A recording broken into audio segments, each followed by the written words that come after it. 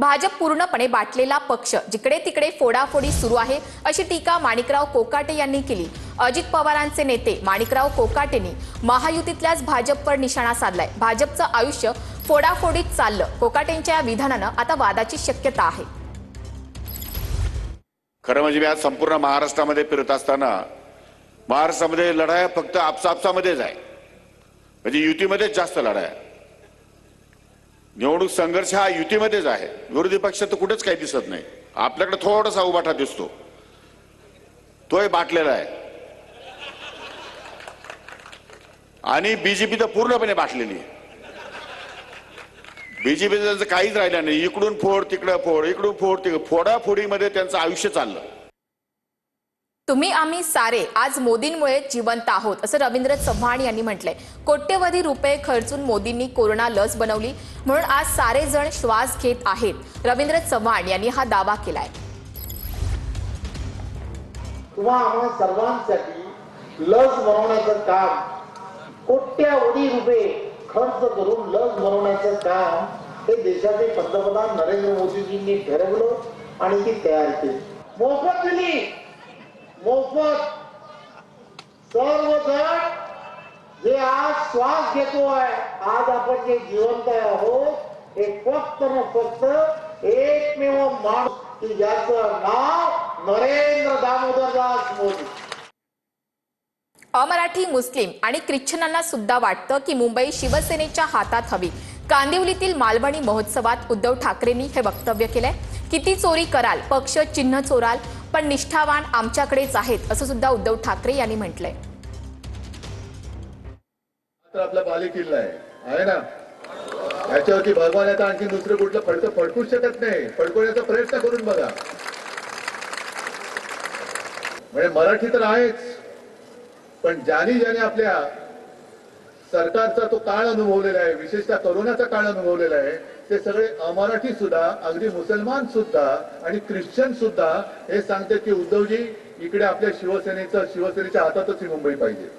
आणि अशा या आमच्या मुंबईकरांच्या प्रेमामध्ये हे जर का कुठे मिठाचा खडा टाकणार असतील तर त्यांना तांदळातल्या खड्यासारखं बाजूला टाकण्याचं काम हा मुंबईकर केल्याशिवाय राहणार नाही। मगाशी ज्याचा मी उल्लेख केला की संपूर्ण खाण्याचे पदार्थ तिकडे असूनही गर्दी इकडे, हे आपलं प्रेम आहे। हे प्रेम कोणी चोरू शकतच नाही। पक्ष चोरू शकतं, नाव निशाणी अवधूत, तुम्ही जे गाणं आता म्हणताय ते गाणं सुद्धा चोरलंय त्यांनी।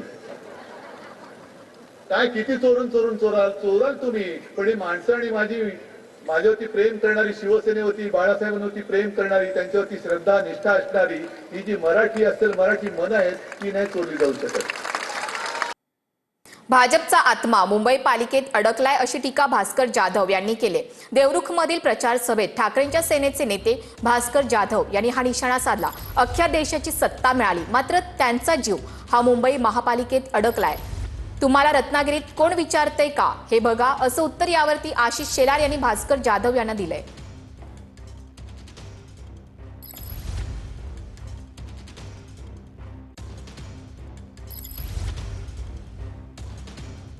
राजा हा राजा झाला, त्याला सगळं ऐश्वर्य मिळालं, तरी सुद्धा त्या राजाचा जीव हा पोपटा, म्हणजे पिंजऱ्यातल्या पोपटामध्ये असतो।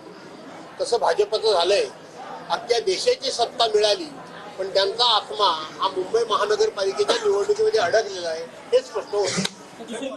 पहिलं भास्कर जाधवांना रत्नागिरी आणि सिंधुदुर्गात त्यांच्या पक्षात स्थान आहे का ते आधी सांगा। दुसऱ्यावर कसली टीका करताय? तुमचा आणि तुमच्या पक्षाचा उभाटा सेनेचा जीव कंत्राटदारात अडकलेला आहे। या सगळ्यांच्या कंत्राटदारात उभाटा सेनेचा जीव अडकलाय, त्यातनं मुंबईकरांना मुक्ती हवी आहे आणि तो संघर्ष भाजप लढतंय।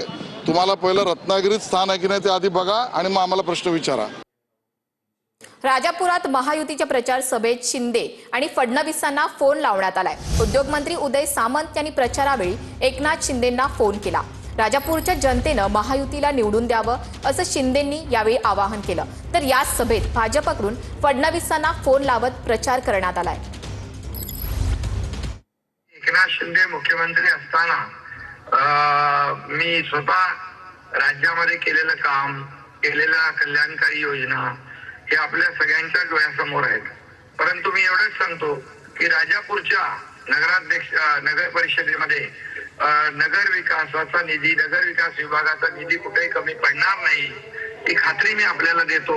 पण त्यामध्ये रस्ते, पाणी, दिवाबत्ती, भुयारी गटार योजना जे जे काय असेल, अनेक कामं केली असतील, अनेक कामं उर्वरित असतील, या सर्व कामांची जबाबदारी हा तुमचा एकनाथ शिंदे घेतोय. त्यांना तुम्ही आश्वस्त करा, काही कमी पडणार नाही. हो सर. श्रीकांत ताम्हळकर रिंगणात आहेत. त्यांना आणि त्यांच्यासोबत महायुतीच्या सर्व नगरसेवकांना विक्रमी बहुमताने विजयी करावे असे आवाहन मी आपल्याला करतो. अमृत सारख्या अभियानातून आज अनेक शहरांचे चित्र झपाट्याने पलटत आहे. राज्यातील सरकारच्या माध्यमातून सुद्धा पाणी पुरवठा असेल, विविध इमारती असतील, भुयारी गटारी योजना असतील, रस्ते असतील, वेगवेगळ्या प्रकारच्या संधी असतील, या तयार करण्याचं काम आपण करतोय. लक्षात ठेवा, 2 डिसेंबरला भाजपा महायुतीच्या उमेदवारांना विजयी करा. एकनाथ शिंदेंनी आरोग्यमंत्री प्रकाश आंबेडकर यांना फोन केला. लातूरच्या उदगीरमध्ये MRI आणि सोनोग्राफी सेंटर उभारण्याच्या सूचना यावेळी देण्यात आल्या. इमारती केवळ बघायला ठेवल्यात का? एकनाथ शिंदेंनी आरोग्यमंत्र्यांना अशा शब्दामध्ये सुनावलं देखील. गोरगरिबांचं हे सरकार आहे, तत्काळ निर्णय घ्या अशा सूचना सुद्धा एकनाथ शिंदेंनी केल्या. आरोग्यमंत्री प्रकाश आंबेडकर, अरे बाबा उदगीरला आले, उदगीरला आपले सुधाकरराव भालेकर आहेत ना, माजी आमदार, तिथं तुमचं आरोग्य केंद्र आहे, पण तिथं सोनोग्राफी नाही, MRI नाही, CT स्कॅन नाही, काही नाही, काही नाही. तात्काळ लवकर याची बैठक घ्या आणि सुधाकररावला बोलून घ्या, भालेरावला, आणि ताबडतोब करा. इथं जर नुसती बिल्डिंग काय लोकांना बघायला ठेवली काय?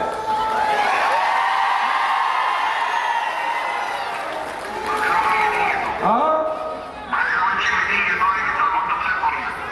ताबडतोब सुरुवात करा. लोकांना मुंबईला जावं लागतं, दुसरीकडे लांब जावं लागतं. हे आपलं गोरगरिबांचं सरकार आहे, म्हणून आरोग्यमंत्री म्हणून तुम्ही तात्काळ याच्यावर निर्णय